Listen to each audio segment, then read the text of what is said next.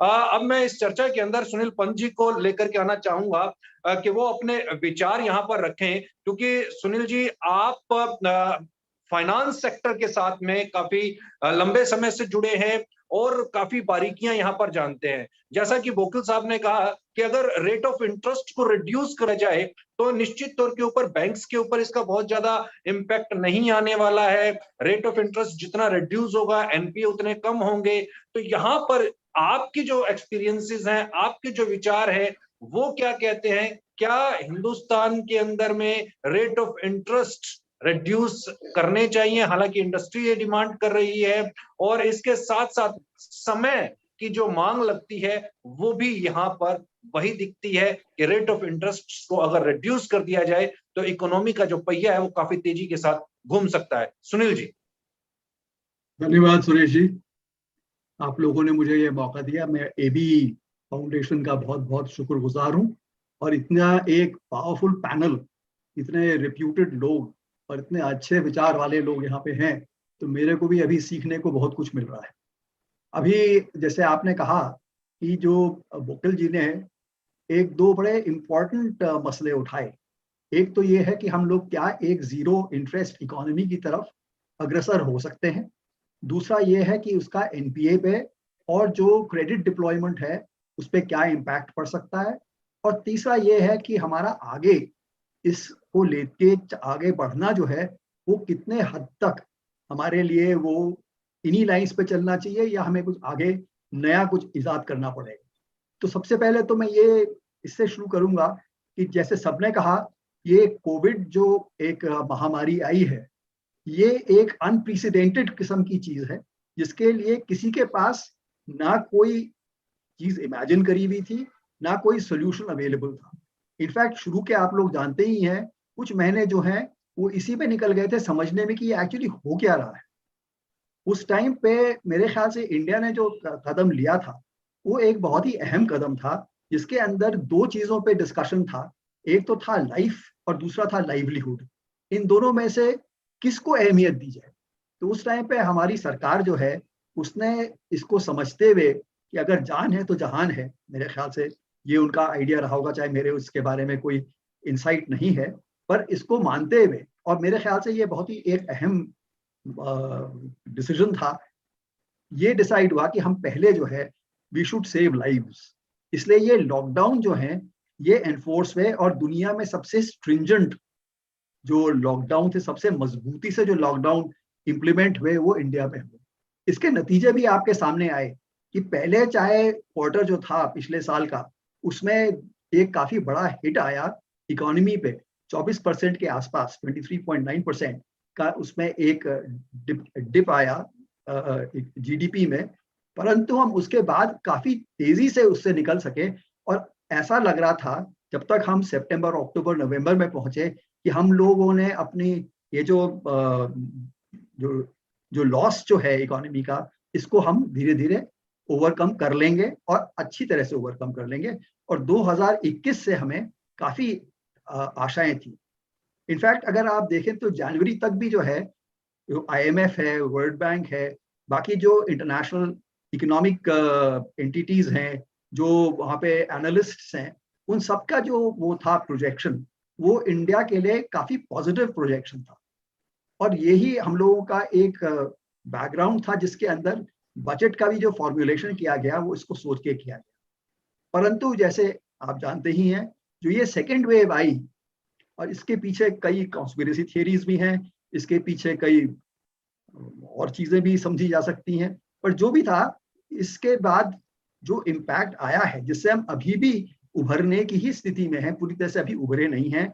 और जैसे अभी मेरे ख्याल से सुरेश जी आप ही ने कहा था, इसमें थोड़ा वक्त लगेगा, हो सकता है 2 महीने 3 महीने और लगे कि हमारे सामने पूरी पिक्चर निकल के आए कि एक्चुअली हुआ क्या है। इसको देखते हुए अब जो सवाल है वो ये है कि इतना बड़ा इम्पैक्ट, बिल्कुल एक लेवल पे तो हमारा कॉन्फिडेंस इतना बढ़ गया था, एकदम उसके बाद इसकी जो महामारी का एक सेकंड दौर जो आया, उसके बाद जो हमारे को जो इम्पैक्ट पड़ा है, इसका क्या सॉल्यूशन हम निकाल सकते हैं, उसको भी देखते हुए कि जो हमारा जो स्ट्रक्चर है, क्योंकि हमारा सोशो इकोनॉमिक स्ट्रक्चर जो है वो अलग है। हमारे जो है दुनिया से हम कंफ्यूज नहीं कर सकते। हम ये नहीं कह सकते कि जर्मनी में ऐसा किया गया और फ्रांस में ऐसा किया गया, यूएसए में ऐसा किया गया, हम भी ऐसे ही करेंगे। वो अगर हम करना चाहें भी तो एक बहुत बड़ी भूल होगी। तो इसलिए हमें एक अपना इंडिजिनस, अपना ही बनाया हुआ एक सिस्टम हमें बनाना पड़ेगा। और उसके लिए अब जो ये वकील जी ने जो कुछ सुझाव रखे हैं, ये बड़े रेलेवेंट भी आते हैं। इनके अंदर मैं काफी हद तक अग्री भी करता हूँ, पर कुछ इसके जो मेरे ख्याल से एस्पेक्ट्स जो हैं उनके बारे में मैं चर्चा करना चाहूँ। सबसे पहले है zero interest rate. Zero interest rate जो है, या एक बहुत लो इंटरेस्ट रेट, क्योंकि उन्होंने स्पेसिफिकली मेरे ख्याल से जीरो इंटरेस्ट रेट को एक आगे का एक ऑप्शन रखा है, पर उन्होंने कहा नहीं है स्पेसिफिकली कि जीरो इंटरेस्ट रेट ही होना चाहिए। उन्होंने कहा था इंटरेस्ट रेट्स का रिडक्शन। तो वो बात मैं मानता हूँ, एक बड़ा सोचा समझा एक संभला हुआ स्टेटमेंट है इंटरेस्ट रेट्स का रिडक्शन। पर अगर आप इसका एनालिसिस करें, मेरा करीब 40 साल का बैंकिंग सेक्टर से इन्वॉल्वमेंट है। मैं स्टेट बैंक ऑफ इंडिया में चीफ जनरल मैनेजर था और क्रेडिट भी हैंडल करता था, फाइनेंशियल जो कंट्रोल्स हैं वो भी हैंडल करता था।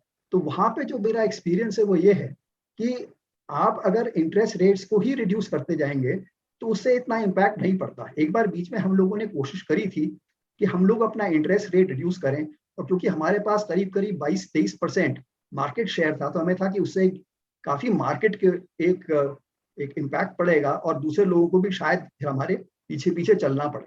पर हमने देखा कि बहुत लोग जो हैं उन्होंने लोअर इंटरेस्ट रेट तो ले लिया, पर उसके आगे उन्होंने कुछ नहीं किया। जो हमारा एक्सपेक्टेशन था कि वो फर्दर इन्वेस्टमेंट के लिए, फर्दर ग्रोथ के लिए, फर्दर एक्सपेंशन के लिए वो और फंड्स लेंगे, वो नहीं लिए, क्योंकि उन्होंने फिर मार्केट सिचुएशन के साथ उसको कोरिलेट किया।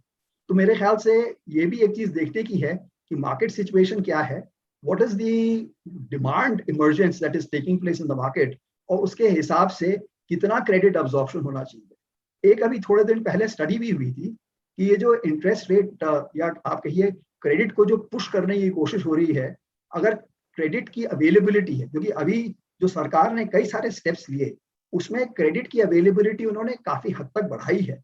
एक लिक्विडिटी का उन्होंने जो प्रोफाइल है हमारे मुल्क की, हमारे देश की, उसको उन्होंने काफी लिक्विडिटी दी है, पर उस लिक्विडिटी को का ऑफटेक नहीं है। तो उसका भी एक स्टडी हुआ कि क्या हो रहा है, क्यों ऐसा है कि इतना लिक्विडिटी बढ़ने पर भी आपके पास एक तरफ डिपॉजिटर्स का पैसा आया जा रहा है, डिपॉजिट्स बढ़ते जा रहे हैं, दूसरी तरफ आपके पास जो बोरोवर्स हैं वो पैसा नहीं ले पा रहे हैं। उसके क्या कारण है? तो एक तो वो एक स्टडी हुई। दूसरा ये था कि वो जो हमारे पास पैसा इंक्रीमेंटल आ रहा है, तो हमारा इंक्रीमेंटल क्रेडिट डिपॉजिट रेशियो का ट्रेंड क्या है। तो ये देखा गया कि जो इंक्रीमेंटल क्रेडिट डिपॉजिट रेशियो है, इट इज एक्चुअली डिक्लाइनिंग। ये जो 2019 में बढ़ के, पहले तो उससे पहले आप जानते ही हैं कि एक थोड़ा सा एक स्लो डाउन था और हमारा जो क्रेडिट डिपॉजिट रेशियो था वो 60 से नीचे चला गया था, पर मार्च तक 2020 तक ये बढ़ के करीब करीब 60 के करीब हो गया था, विच इज बेटर, मतलब which is okay. I not say it's very good, but it was okay, वहां तक पहुंच गया था। और उस टाइम पे जो हमारा इंक्रीमेंटल क्रेडिट डिपॉजिट रेशियो था वो 169% था। मतलब जो इंक्रीमेंटल डिपॉजिट, नया जो डिपॉजिट आ रहा है उसके अगेंस्ट जो लेंडिंग हो रही है वो इंक्रीमेंटल डिपॉजिट की 169% थी। तो ये था कि क्रेडिट डिपॉजिट रेशियो जो है, जैसे मैंने अभी कहा था, 60% तक आ गया था। इंक्रीमेंटल क्रेडिट डिपॉजिट रेशियो, जो कि नए डिपॉजिट्स के अगेंस्ट फ्रेश लेंडिंग कितनी है, उसका जो रेशियो है 169% से गिर के वो रफली अबाउट 112% पे आ गया है। तो इसके मतलब ये एक इंडिकेशन है। मैं ये नहीं कह रहा हूँ कि ये एक बिल्कुल क्लियर कट जवाब है, पर ये एक इंडिकेटर है और एक सिग्निफिकेंट इंडिकेटर है कि लोग बाग सिर्फ पैसे की अवेलेबिलिटी देख के पैसे को नहीं उठाते, वो लोग देखते हैं अपॉर्चुनिटी क्या है और उस अपॉर्चुनिटी के हिसाब से वो पैसे का यूटिलाइजेशन करते हैं। तो इसलिए एक फैक्टर ये भी है कि क्या वो अपॉर्चुनिटी चारों तरफ एग्जिस्ट कर रही है कि नहीं कर रही है, और उस अपॉर्चुनिटी को कैसे बनाया जाए। दूसरा ये देखा गया कि जो सिर्फ इंटरेस्ट रेट है वो अकेला अपने में एक संपूर्ण मानक नहीं है, और भी कई चीजें साथ साथ में होनी चाहिए। तो उसमें ये असेसमेंट हुआ कि जो आपके बाकी इनपुट्स हैं जिनके फाइनेंशियल इम्प्लीकेशंस है उनको भी मॉडरेट किया जाना चाहिए, जैसे टैक्स। तो टैक्स इनपुट्स जो हैं वो कैसे मॉडरेट करे जाएं, किस लेवल पे मॉडरेट कर जाएं, क्योंकि इनका जो इम्पैक्ट है वो पूरा फिस्कल जो है स्ट्रक्चर इकोनॉमी का उस पर जाता है। और उसके लिए भी ये जरूरी है कि हम जो एक कदम ले रहे हैं वो ऐसा ना हो कि यहाँ पे तो बहुत अच्छा लगे पर उसका जो नेट रिजल्ट हो वो थोड़ा खराब हो, और उसके लिए फिर हमें दूसरे रेक्टिफाइंग मेजर्स लेने पड़े। तो इसलिए ये भी एक फैक्टर जो था इस पे हमारा ध्यान चलता रहा है। एंड आई थिंक गवर्नमेंट जो है मेरे ख्याल से इन सर्कमस्टांसेस में जो सर्कमस्टांसेस हैं उसमें जो सरकार है वो काफी अच्छा स्टेप्स ले रही है, काफी अच्छा काम कर रही है। आप देखिए हर तरफ से हमारे पे प्रेशर है, हमारे ऊपर खर्चे का ही प्रेशर नहीं है। जो हमारा बॉर्डर पे जो एक्सपेंडिचर है वही दिसंबर तक एस्टिमेट किया जाता था कि 97,000 करोड़ रुपीस हमारा मोबिलाइजेशन में एक्स्ट्रा लगा है। तो आप ये देखिए वो भी तो कहीं से निकला है।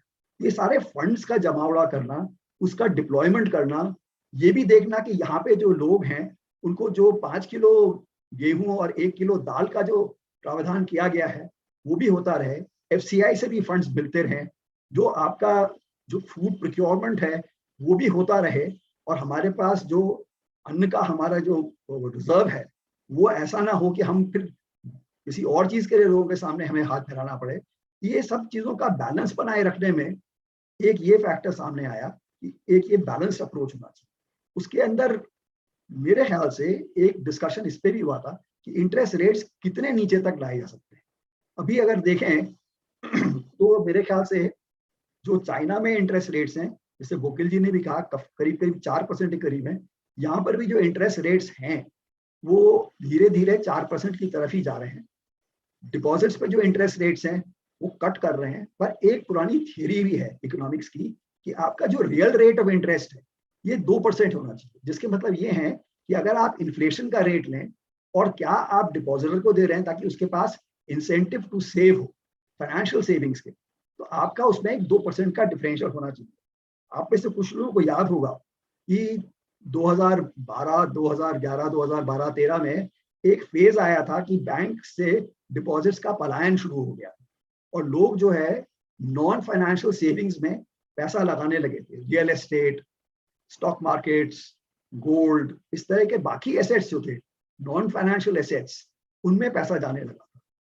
ऐसे तो ये भी अच्छा है क्योंकि वो सेक्टर्स भी ग्रो करते हैं, पर ये है क्योंकि बैंकिंग जो है वो एक जगह पे रिसोर्सेज पूल करके उसको वो एक यूजर को एक बल्क में दे सकती है। इसलिए एक इसका भी एक अहमियत है कि यहाँ पे कितना डिपॉजिट आपका मोबिलाइजेशन हो रहा है और आपका डिपॉजिट टू जीडीपी रेशियो जो है वो कितने पे चल रहा है। एक जमाने में हमारा डिपॉजिट टू जीडीपी रेशियो 35% होता था, अभी वो गिरते गिरते हाई 20s में है। तो हमारा उतना मतलब जो जीडीपी है उसका जो कंट्रीब्यूशन जो आ रहा है उसका सपोर्ट जो है वो अपने जो जनरेटेड डिपॉजिट से कम है। साथ ही साथ जो हमारा अगर आप देखें जो ग्रॉस कैपिटल फॉर्मेशन है और उसका जो रेशियो है to savings and other financial savings, वो भी हमारा गिरते जा रहा है। तो इसलिए हमें ये देखना कि हम कैसे अपने इंटरनल रिसोर्सेज जनरेट करें जिनको हम इन्वेस्ट कर सकें। तो जहां तक आती है बात इंटरेस्ट रेट लोअर करने की, इसके बारे में कोई दो राय नहीं है कि इंटरेस्ट रेट अगर लो होगा तो एक ये अट्रैक्शन जरूर रहेगा लोगों के लिए कि वो उसको यूज करें और फंड्स जो है उनके लिए अट्रैक्टिव हो जाएंगे।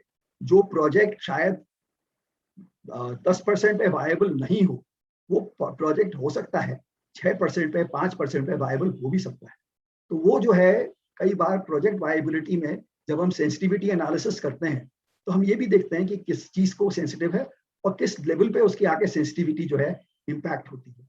तो ये सब चीजें देख के मेरे ख्याल से अभी सरकार को और जो ओवरऑल जो हमारा फिस्कल और मॉनेटरी मैनेजमेंट कर रहे हैं लोग, ज्यादातर क्योंकि इंटरेस्ट और बैंक जो है वो मॉनेटरी में जाएंगे, तो जो रिजर्व बैंक है वो लोग शायद उनको दिक्कत पड़ेगी अगर वो इंटरेस्ट रेट्स को एकदम ही स्लैश कर। दूसरा, जैसे मैंने कहा, इंसेंटिव टू सेव वो कम हो जाएगा, उसका भी देखना पड़ेगा कि ऑल्टरनेट एरियाज में अगर जाता है तो किन एरियाज में जा रहा है और क्या सेविंग्स हो रही है। आपने अभी देखा कि जो स्टॉक एक्सचेंज है उसकी वॉलेटिलिटी कितनी है, क्योंकि उसकी वॉलेटिलिटी जो है वो हमारे इंटरनल सेविंग्स अप्रूवल से ही नहीं बनती, वो बनती है कि बाहर से पैसा कितना आ रहा है। और हम बाहर का जो फ्लो है उसको भी बंद नहीं कर सकते, क्योंकि उससे, जैसे अभी वकील जी ने बताया, हमारा जो जो जो रिजर्व है, फॉरेन करेंसी रिजर्व, जो अभी 605 बिलियन डॉलर्स पे पहुंच गया है, वो ज्यादातर जो है, जो FII इनफ्लोज है, उनको वहां से सिस्टम से निकाल के जो वहां पे कैप्चर किया है रिजर्व बैंक ने, उससे वो जो हमारे जो रिजर्व्स हैं वो बढ़े हैं। पर उन रिजर्व्स को मोनेटाइज करना टू एन एक्सटेंट में भी पॉसिबल, पर एक एक्सटेंट से ज्यादा उसको मोनेटाइज करना थोड़ा खतरनाक भी हो सकता है। तो वो भी देखना पड़ेगा कि उसको कैसे मैनेज किया जाए, क्योंकि उसका जो मोनेटाइजेशन है वो इन्फ्लेशनरी भी हो सकता है। आप लोगों को याद होगा जिस टाइम पे यहाँ पे 2006, 7, 8 के आसपास जब YV रेड्डी थे यहाँ पे रिजर्व बैंक के गवर्नर, तो उन्होंने एक मार्केट स्टेबलाइजेशन फंड उनको इंट्रोड्यूस करना पड़ा, क्योंकि अचानक इंडियन स्टॉक मार्केट्स के ओपनिंग के बाद इतना फ्लड आया फंड्स का कि अगर उसका रुपी कन्वर्जन मार्केट में रिलीज हो जाता तो वो जो है बहुत इन्फ्लेशनरी हो जाता। तो उन्होंने इसको मार्केट स्टेबलाइजेशन फंड में लेके उन्होंने वहां पे बॉन्ड्स इश्यू करके उस पैसे को जो उठा लिया मार्केट से, कि मार्केट में इम्पैक्ट ही नहीं आया उसका। तो उस तरह से ही कुछ करना पड़ेगा। And I think that is something that will be a way forward. तो एक तो ये है कि interest rates, I agree, interest rates reduce होने चाहिए to the extent possible, but this has to be a graded and a considered measure. अगर मेरे पास 2 मिनट और हैं तो मैं एक दो पॉइंट्स और टच कर लूं। एक जैसे था इन टर्म्स ऑफ NPA। अब NPA जो है, चाहे उसका एक बिल्कुल जो कहते हैं ना चोली दामन का साथ है इंटरेस्ट के साथ, but that is not the only factor. उसके अंदर एक प्रिंसिपल रिपेमेंट भी होता है, क्योंकि जो आपने उसको कर्ज में पैसा दिया है वो वापस भी होना है। उसके लिए उसके पास उतनी कैश फ्लो जनरेट होनी चाहिए कि उस कैश फ्लो में से वो अपने खर्चे वर्चे भी निकाल सके, और जो रिपेमेंट के जो इंस्टॉलमेंट्स है वो भी निकाल सके, और अगर इंटरेस्ट सर्विस हो सकता है तो नथिंग लाइक। तो वो जो है एक ये रिपेमेंट फैक्टर और जो उसका जो कैश फ्लो है सिस्टम में, वो भी स्टडी करना जरूरी है कि क्या वो आज की तारीख में उस तरह के कैश फ्लो जनरेट कर पाते हैं। एक चीज और भी जो बात थी वो ये थी कि जो हमारे, अगर हम NPAs को ही लेके चले, तो क्योंकि मेरा एक association insolvency and bankruptcy agency जो है उसके साथ भी रहा, और ये नया जो कोड आया था IBC का, उसके साथ भी मैं कुछ हद तक इन्वॉल्व रहा। तो एक फैक्टर ये भी देखने का था कि जो आपके पास अकाउंट्स खराब हुए वो क्यों खराब हुए। बड़े बड़े अकाउंट्स थे, 40-40 हजार करोड़ के, 50-50 हजार करोड़, छोटे भी थे 100 करोड़, 50 करोड़। पर ये क्या था, एक महामारी सी आई थी, और हमारे पास ये सिचुएशन थी कि हमारे पास जो NPA था वो हमारी ग्रॉस बुक का करीब करीब 13% तक चला गया।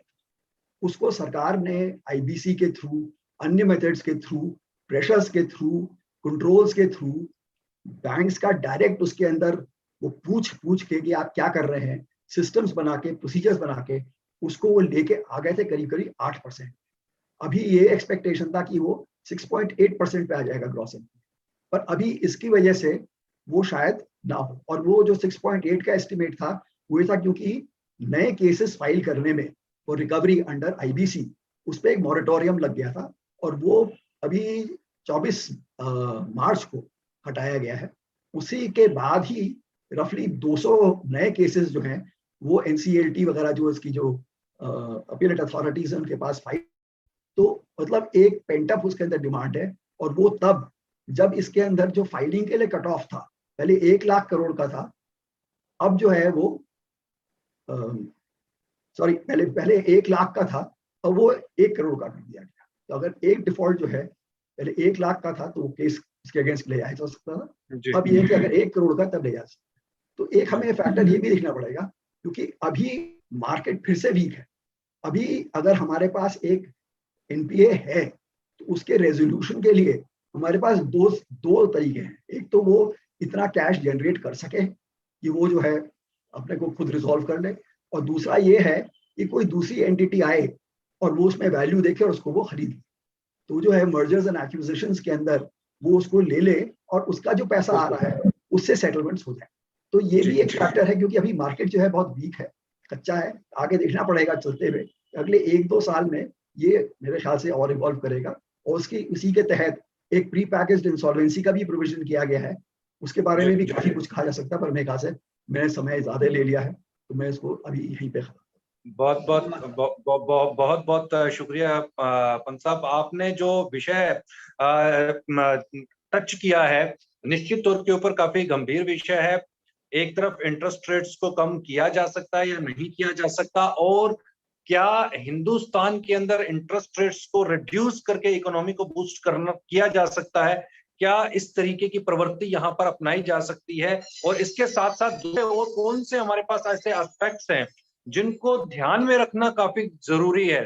टैक्सेस की आपने बात की, इंपोर्ट टैक्सेस की, और एक्सपोर्ट्स के ऊपर लगने वाले टैक्स, इन सारों का जहां तक कि कॉम्बिनेशन अगर नहीं बनाया जाएगा और एक कॉम्बो पैक नहीं इशू किया जाएगा, तब तक शायद मुझे लगता है कि इसका सॉल्यूशन नहीं मिलेगा।